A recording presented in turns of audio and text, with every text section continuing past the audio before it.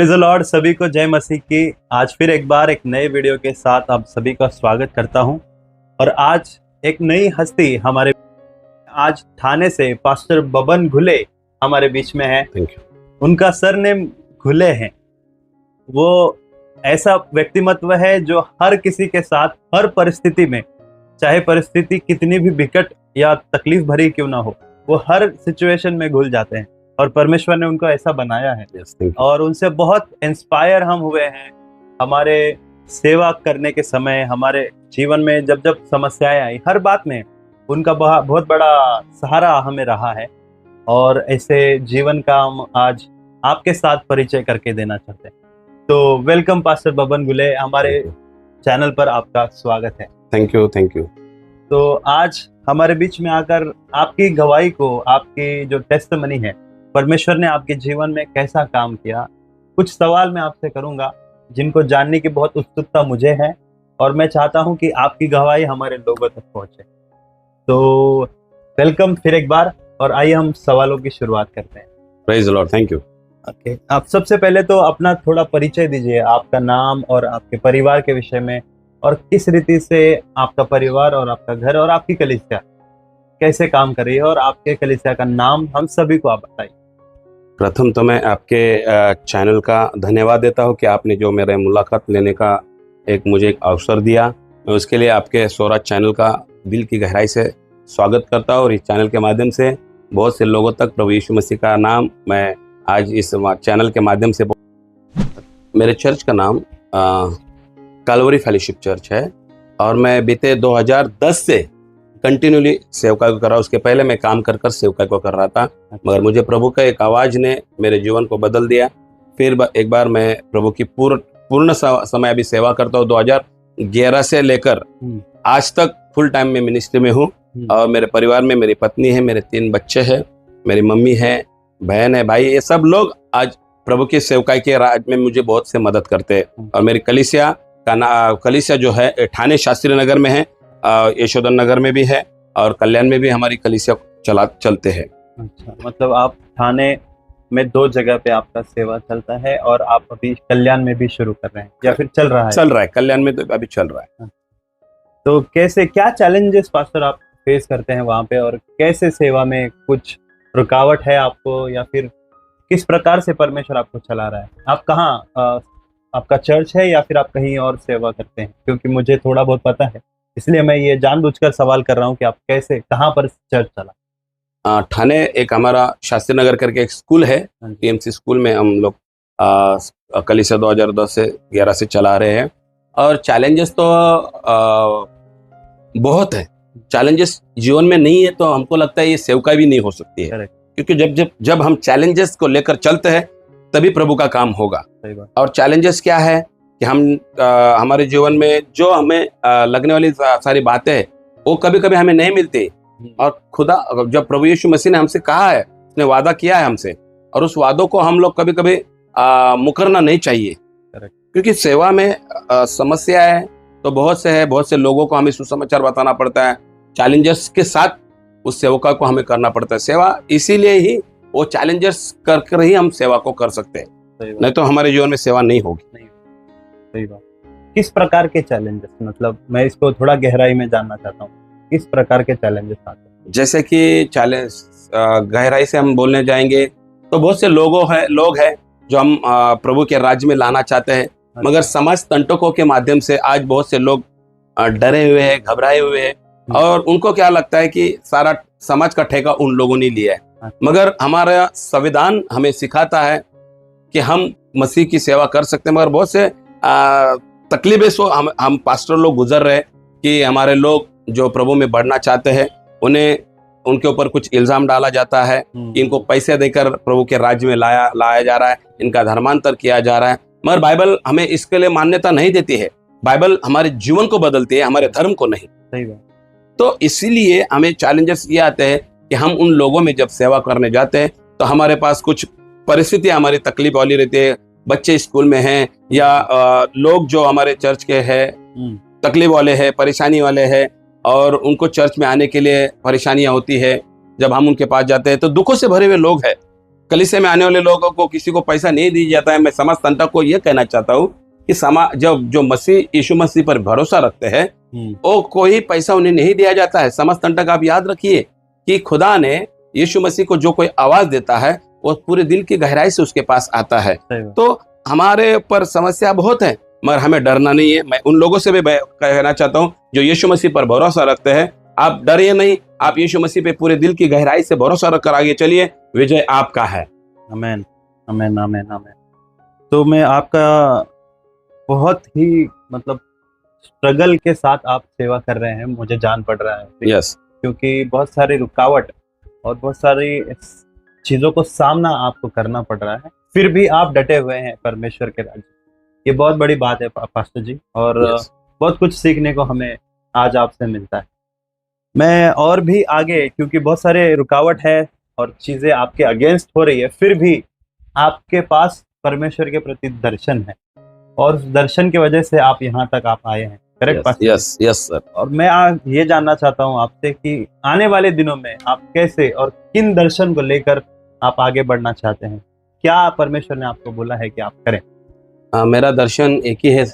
मैं जालना डिस्ट्रिक्ट से आता हूँ और मुझे मालूम है कि जालना डिस्ट्रिक्ट ही नहीं तो ये पूरे महाराष्ट्र का एक दर्शन है मुझे कि शहर शहर, गांव गांव, गली गली में प्रभु यीशु मसीह का काम होना चाहिए। और मैं जैसा पढ़ रहा हूँ, सीख रहा हूँ, 40,000 गांव अभी भी इस महाराष्ट्र में हैं जिन्हें जहाँ तक अभी तक यीशु मसीह का प्रचार नहीं हुआ है। नहीं। तो हमारा ये दर्शन है कि प्रभु के लोग तैयार हो जाए, एक एक गांव में एक एक कलीसिया, एक एक घर में कलीसिया होना चाहिए, ये मेरा दर्शन है। आमीन। और इस दर्शन के लिए मैं हमेशा प्रार्थना करता हूँ और इस दर्शन को परमेश्वर जरूर पूरा करेगा, यह मेरा विश्वास है। बहुत ही सुंदर रीति से पास्टर आपने एक्सप्लेन किया कि आपका दर्शन क्या है। मैं ये भी जानना चाहता हूँ कि आपकी दर्शन के साथ आपकी गवाही क्या है, आपको कैसे परमेश्वर ने उसके पास लाया और उसको जानने से पहले आपका जीवन कैसा था और किस रीति से आप परमेश्वर को जानकर उसके पीछे चलकर यहाँ तक आप पहुँचे हैं। धन्यवाद। सचमुच परमेश्वर के नाम को फिर एक बार धन्यवाद हो।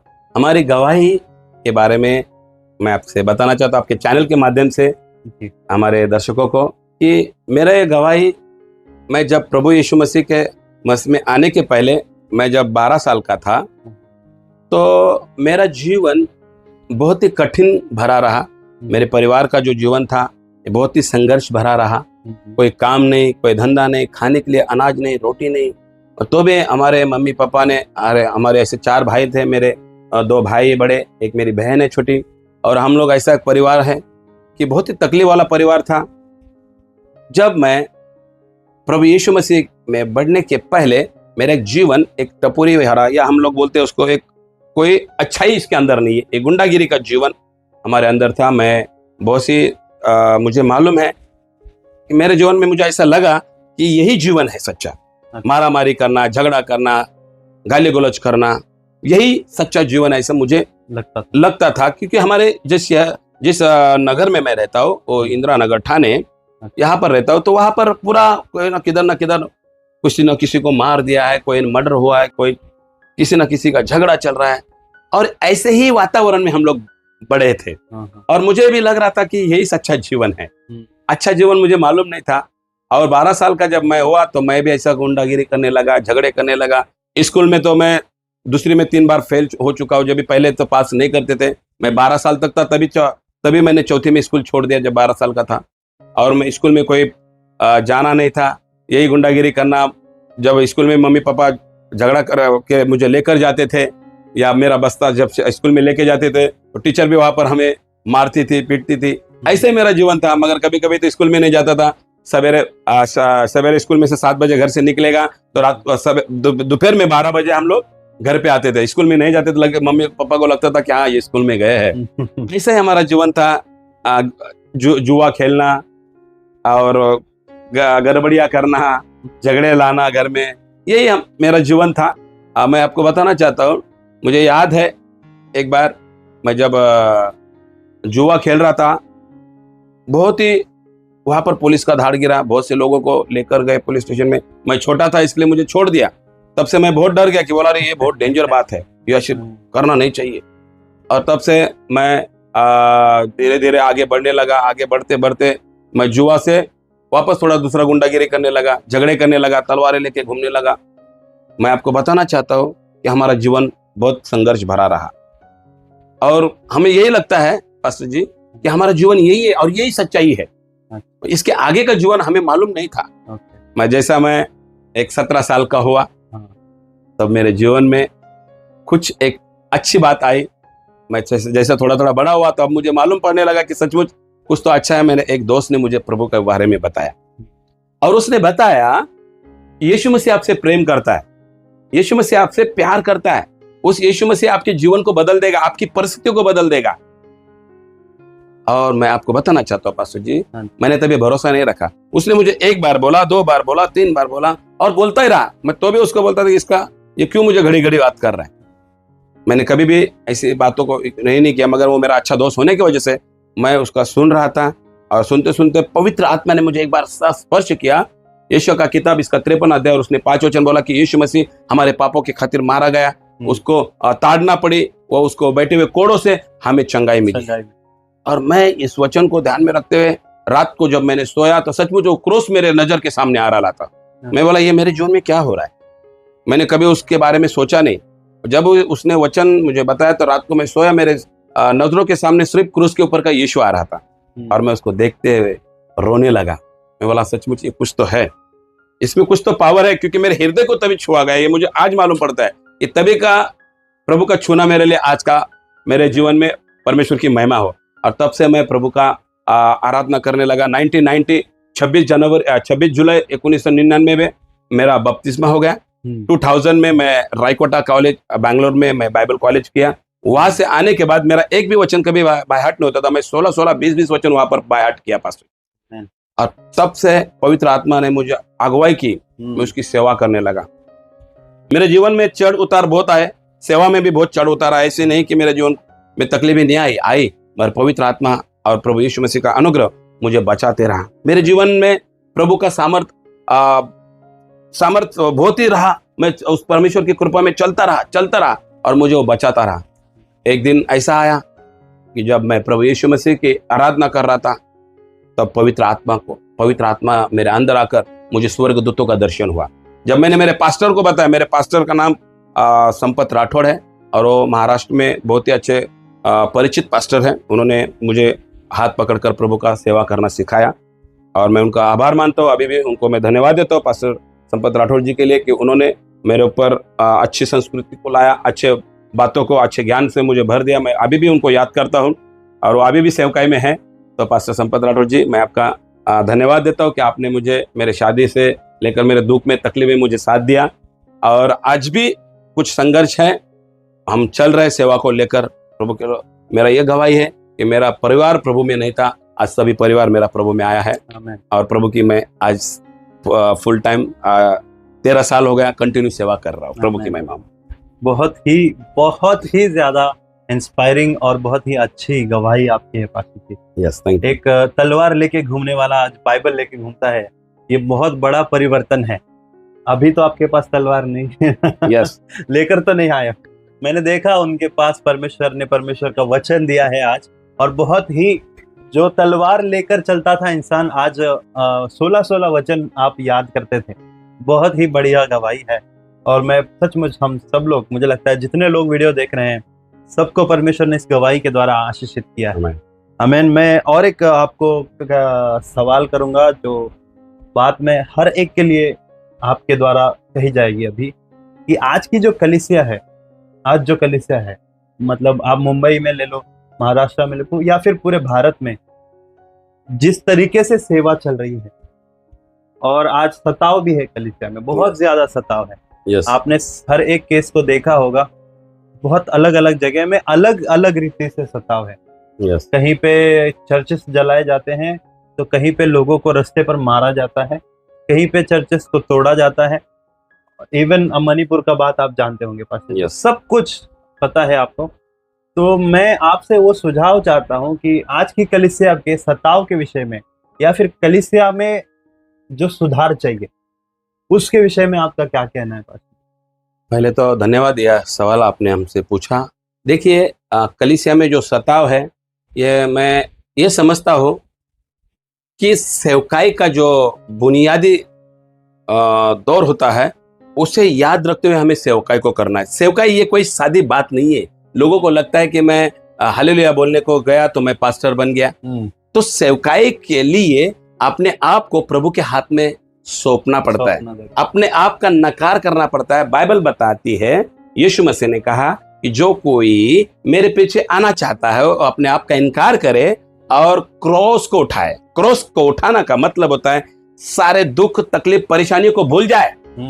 जो मसीह के पीछे चलना चाहता है, और बाइबल हमें बहुत बार आगाह कर चुकी है कि आपके ऊपर सताव आएगा। मैं इस सताव के बारे में ये नहीं कहूंगा कि लोग क्यों ऐसा कर रहे हैं, मगर मुझे ये मालूम है कि मेरा प्रभु यीशु मसीह ने बताया है कि ऐसे सताव आपके ऊपर आएंगे, डरना नहीं। और बाइबल मत्ती का किताब 24 अध्याय में भी बताया कि जो लास्ट तक टिका रहता है वही उद्धार का कारण बनेगा, वही उद्धार उसका होगा। मेरे प्रभु के लोगों, सताव आपके जीवन में हमेशा आएंगे, मगर जो लास्ट तक टिका रहेगा परमेश्वर उसका उद्धार करेगा। डरना नहीं।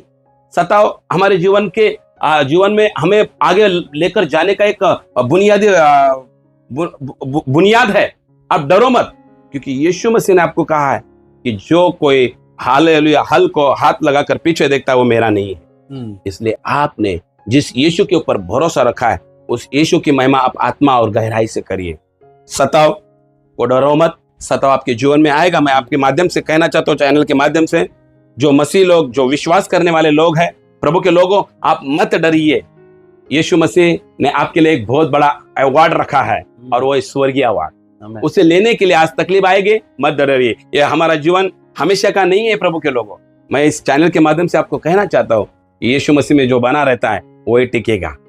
और इसीलिए जैसा मैं एक वचन है परमेश्वर का, हालेलुया, प्रेज़ लॉर्ड, 3:10-11 पहला पत्रस में लिखा है, 3रा अध्याय और उसका 10-11 में, हालेलुया, कि परमेश्वर ने चुने हुए लोग, बुलाए हुए नहीं मांगता है, हमें चुने हुए में चाहिए। और जो चुने हुए हैं वो कभी डरेंगे नहीं। सताव करने वाले करेंगे प्रभु के लोग। मैं आपको बताना चाहता हूं, सताव ये हमारे जीवन में आएगा, मगर जो डरेगा वो स्वर्ग में नहीं जाएगा। तो मैं आपको ये कहना चाहता हूं, जो भी पासबान है, सबसे मैं रिक्वेस्ट करता हूं, ये सताव को डरना नहीं है। प्रभु ने कहा है कि तू तेरा काम कर, मैं तुझे आशीषित करूंगा। ये छोटे झुंड मत डर, मैं तेरे संग हूं। ये खुदा का वचन है, और जिसने वादा किया है वो अपने वादों को निभाएगा। इसलिए आप और हम सताव में नहीं डरना है। सताव करने वाले को हम कितना भी रोकने को जाएगा तो रोकेंगे नहीं, रुक नहीं सकता है। Praise the Lord. आप आज 10 को रोकोगे 20 खड़े हो जाएंगे, मगर मैं इतना विश्वास करता हूं कि आज एक पास्टर का चर्च बंद होगा, वहां पर 10 चर्च खड़े हो जाएंगे। परमेश्वर का वो काम कोई रोक नहीं सकता इस संसार में, इसलिए सताव को नहीं डरना है। प्रेज़। बहुत ही अच्छी रीति से आपने सजेशन दिया और खोल कर बताया कि कैसे हमें उसका सामना करना है। और इस वीडियो के अंतिम भाग में हम आ चुके हैं, और यदि आप पास्टर जी को जानते हैं तो इस वीडियो को आप शेयर करें आपके जानने वाले लोगों के बीच में, क्योंकि पास्टर जी की गवाही सब लोग नहीं जानते। मुझे लगता, मैं भी नहीं जानता था। मैं आज बहुत अच्छी रीति से पहचान पाया हूँ पास्टर जी की, कैसे परमेश्वर ने उनको उनके पास लाया। यदि आप शास्त्री नगर रहे पास्टर? यस, ठाणे। हाँ, ठाणे शास्त्री नगर में यदि आप रहते हैं और ये वीडियो आप तक आया है तो पास्टर जी के चर्च को आप जरूर विजिट करें। वहां पर जाकर आप परमेश्वर की आराधना कर सकते हैं। मैं गया हूं और मैंने देखा है कि कितनी दिल की गहराई से, मैं कहूँगा आत्मा और सच्चाई से वहां पर आराधना होती है, परमेश्वर का वचन बांटा जाता है। आप भी जा सकते हैं और उस कलीसिया का भाग हो सकते हैं, हिस्सा हो सकते हैं। आमीन पास्टर जी। Yes sir, yes. आपको कैसा लगा आज हमारे बीच में आकर? और मैं धन्यवाद देता हूँ स्वराज चैनल को, और मैं धन्यवाद देता हूँ कि आप इस मुलाकात के माध्यम से मुझे आपने चुन लिया कि मैं इस मेरे लोगों तक, ठाणे शहर के लिए, महाराष्ट्र के लिए और भारत के लिए प्रभु यीशु मसीह के सुसमाचार को बांटूं। और मेरा जैसा मैंने बताया कि मेरा एक ही सपना है कि परमेश्वर के राज में लोग बढ़ना चाहिए। और जैसा आपको तो मैं धन्यवाद देता हूँ, आपके फैमिली को धन्यवाद देता हूँ, आपको चैनल को धन्यवाद देता हूँ कि आपने मुझे इस लायक समझा कि मैं यहाँ पर आकर प्रभु के बारे में कुछ गवाही को बताऊँ, मेरी गवाही को मैं बताऊँ, लोगों को प्रभु के राज्य के लिए बताऊँ। तो मैं धन्यवाद देता हूँ आपको और आपके चैनल। हाँ, यदि आप, पास्टर ने बहुत बड़ी बात कही है, हमने उनको नहीं चुना, परमेश्वर ने आपको चुना है। हम आपके सामने इनसे हम बहुत सीखते हैं और सीखते आए हैं। परमेश्वर इनको और बढ़ाए और आशीषित करें। यदि आप चैनल पर पहली बार आए हैं, पहली बार आपने इस वीडियो को देखा है, तो पास्टर जी आपको कुछ कहना चाहते हैं। पास्टर जी आप कहेंगे? धन्यवाद। मैं स्वराज चैनल को धन्यवाद फिर एक बार देता हूँ कि इस चैनल के माध्यम से पास्टर दीपक जी जो है ये बहुत से पास्टरों का इंटरव्यू लेते हैं, जो जहाँ पर सेवकाई हो रही है, जहाँ पर परमेश्वर का राज्य बढ़ रहा है, तो ये प्रभु का दास शहर शहर में जाकर, गांव-गांव में जाकर पास्टरों के इंटरव्यू को ले रहे हैं और पास्टर की क्या तकलीफ है, क्या परेशानी है, इनके माध्यम से वो सामने ला रहे हैं। इसलिए मैं आपको धन्यवाद देता हूँ। तो पहली बार यदि आप ये सब कुछ सुन पा रहे हैं तो चैनल को सब्सक्राइब करें, इस वीडियो को लाइक करें। आपके जितने भी फ्रेंड्स हैं जो मसीह को जानते हैं और जिनको इनकी गवाही से आशीष मिल सकता है, ऐसा आपको लगता है, तो उस व्यक्ति को तुरंत इस वीडियो को शेयर करें। परमेश्वर उस शेयरिंग के द्वारा भी आपको आशीषित करेगा। थैंक यू अभी तक हमें देखने के लिए। थैंक यू पास्टर जी फिर एक बार हमारे चैनल पर आने के लिए। परमेश्वर आप सभी को आशीषित करता रहे। Thank you so much for watching. Thank you.